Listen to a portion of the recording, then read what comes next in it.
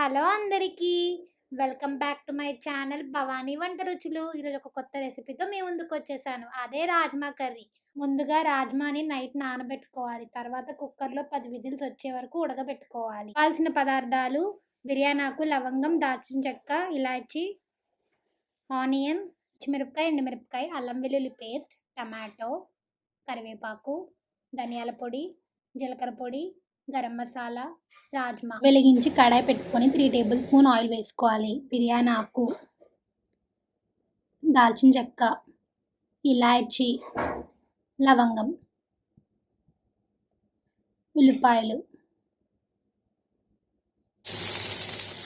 పచ్చిమిరపకాయ, ఎండుమిరపకాయ అన్నీ వేసి బాగా వేగించుకోవాలి బ్రౌన్ కలర్ వచ్చేంత వరకు. తర్వాత అల్లం వెల్లుల్లి పేస్ట్,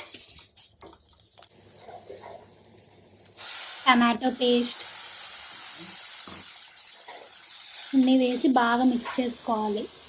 తర్వాత ధనియాల పొడి, గరం మసాలా, జీలకర్ర పొడి వేసి కారం, ఉప్పు అన్నీ వేసుకొని బాగా మిక్స్ చేసుకోవాలి. తర్వాత కొద్దిగా వాటర్ పోసుకోవాలి. అది బాగా దగ్గర పడ్డాక రాజ్మాని వేసుకోవాలి.